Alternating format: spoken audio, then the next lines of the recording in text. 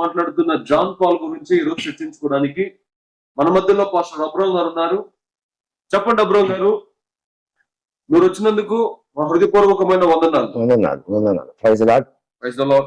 అయితే ప్రెసెంట్ క్రైస్తవ్యంలో ఎంతో మంది దుర్మార్గులు ఉన్నారు. ఉన్నది లేనట్లుగా దుష్ప్రచారాన్ని ప్రకటిస్తూ క్రైస్తవ్యాన్ని మరొక త్రోవ వైపు నడిపిస్తూ ఉన్నారు కొంతమంది. వారిలో ఒకడు మతోన్మాదులకు సపోర్ట్ చేస్తున్న జాన్ పాల్ అనే వ్యక్తి ఉన్నాడు. అతని గురించి మీ యొక్క అభిప్రాయం ఏంటి? తెలియపరచండి సభ్య సమాజానికి. మీరు అసలు ఏం తెలియపరచాలనుకున్నారు అతని గురించి? థ్యాంక్ యూ, మంచి ప్రశ్న అడిగా. ఈ జాన్ పాల్ అనే వ్యక్తి ఎలాంటి వాడంటే, మనం సభ్య సమాజంలో ఈ వ్యవహారంలో చూసుకునేటప్పటికి 3 మతాలు ఉన్నాయి. ముఖ్యమైన మతాలు హిందుత్వం ఉంది, ముస్లిము, క్రైస్తవం. ఈ ప్రస్తుత కాలాన్ని చూసుకుంటే ఈ 3 పబ్లిక్ లో ఉన్నాయి. అయితే ముస్లిము, ఈ హిందుత్వంలో ఉన్నవారు కూడా యేసు ప్రభు వారిని నిజమైన దేవుడని, నిజరక్షకుడని చాలా వరకు గుర్తించారు. కొంతమంది యేసు ప్రభు వారి నిజరక్షకుడు, నిజమైన దేవుడు, ఆయన మాత్రమే. ఇప్పుడు దాకా మనం ఎవరికి ఆరాధించాము, ఎవరిని పూజించాము, వారు మనలాంటి స్వభావం కలిగిన మనుషులే గాని వాళ్ళు దేవుళ్ళు అని పలటానికి అనరు.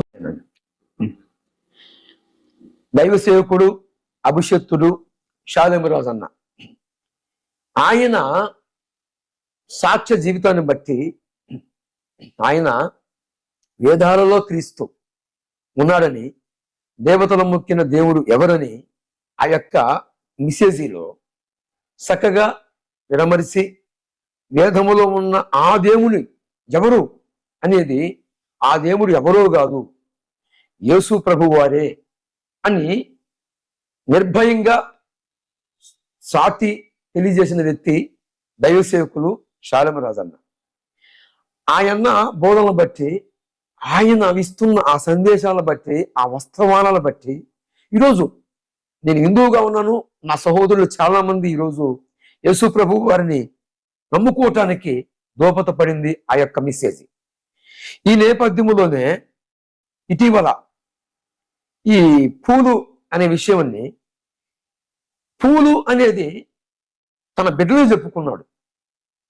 ఒక లాజిక్గా, ఒక ఉపమానంగా యేసుప్రభు వారి గ్రంథములో ఏం రాయబడిందంటే, ఆయన ఉపమానము చెప్పకుండా వాక్యాన్ని ఇవ్వలేదు యేసుప్రభు వారే. అది వాక్య నిబంధన. ఈ నేపథ్యంలో ఈ మల్లెపూలు అనే విషయంలో షాలేమురాజన్న ఉన్న ఆ యొక్క సర్రవుడు, ఆ ప్రాంతములో ఉన్నది, ఇప్పుడు నీ దగ్గర ఉన్నది నీకు తెలిసిద్ది, నువ్వు ఉన్న ఆ యొక్క ప్రాంతాన్ని గురించి, నా ప్రాంతాన్ని గురించి నాకు తెలిసింది. అలాగనే షాలేమురాజన్న ఉన్న ఆ ప్రాంతంలో ఏవేవి సంభవాలు ఉన్నాయో తెలియదు. ఆ నేపథ్యంలోనే షాలేమురాజన్న ఉన్న ప్రాంతం ఏంటి? సిలకలూరిపేట ప్రాంతం. ఆ పట్టణంలో గత 1800 సంవత్సరాలు, 1900 సంవత్సరాల క్రితం చూసుకుంటే ఈ సిలకలూరిపేట ప్రాంతానికి భయంకరమైన నేమ్ ఉంది. నువ్వు ఆ గ్రామం గురించి, ఆ గ్రామంలో ఉంటే నిన్ను అడుగుతా, నువ్వే ఊరు నుంచి వచ్చావు, నీ ఊరేంటి అని అడిగితే నువ్వు చెప్పలేదు. ఎందుకంటే ఆ ఊరు పేరు కూడా చెప్పలేని పరిస్థితి ఒకప్పుడు.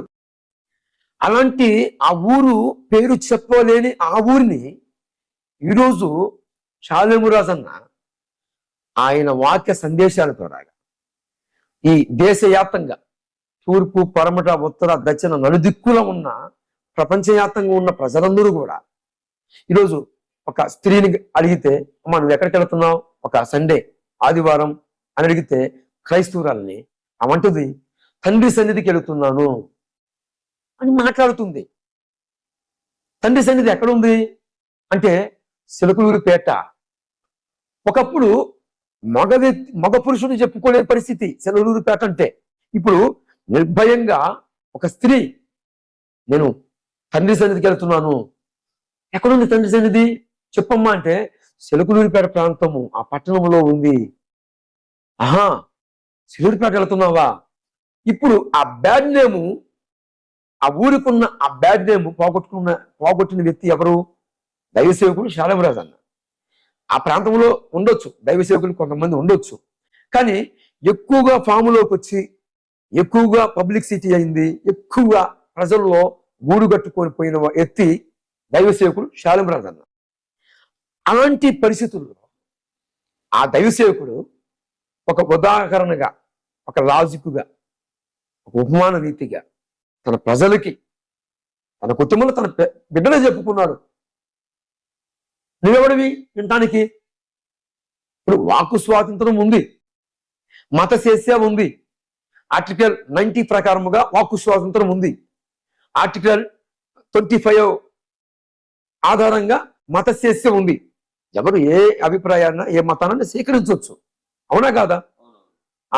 ఈ నేపథ్యంలోనే తన ప్రజలకి, తన బిడ్డలకి, తన ప్రజలంటే అంటే కూడా తన బిడ్డలు, దైవసేవకుడు తన సంఘములకు, తన బిడ్డలకి బోధించుకుంటూ ఉన్నాడు.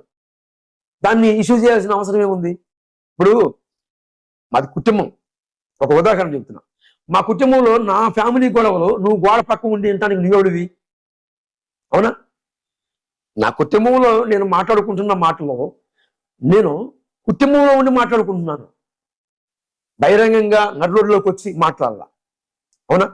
శాలమరాజు అన్న తన మందిర ఆభరణంలో మాట్లాడుతున్నాడు, మందిర ఎడపడికి రాలా, తన వాక్య సందేశంలోనే మందిరములోనే ఉండి మాట్లాడిన మాట అది. ఏంటి? ఎవరో ఒక పెద్ద ఆయన తన మందిరం ఎదుట, అది కాదు ప్రశ్న. నా ప్రశ్న ఏంటంటే, అసలు జాన్ పాల్ అనే వ్యక్తి, అతని గురించి మీ అభిప్రాయం ఏంటి? వాడి అభిప్రాయం దగ్గరికి వస్తున్నాను, చెప్తా, వివరిస్తున్నాను. బైబిల్ గ్రంథములో యెహోషువ గ్రంథము, ఈ యెహోషువ గ్రంథములో నాయకత్వం చేస్తున్న వ్యక్తి యెహోషువ. యెహోషువ నడిపిస్తూ ఉన్నాడు. సుమారు ఎంతమందిని అంటే ఒక 14 లక్షల మందిని ఇంచుమించు. ఈ నేపథ్యంలోనే ఈయన ఎలాగ ఈడి వైఖరి, ఈడి వ్యవహారం ఎలాంటిదంటే, ఈ జాన్ పాల్ అనేవాడు ఎత్తిది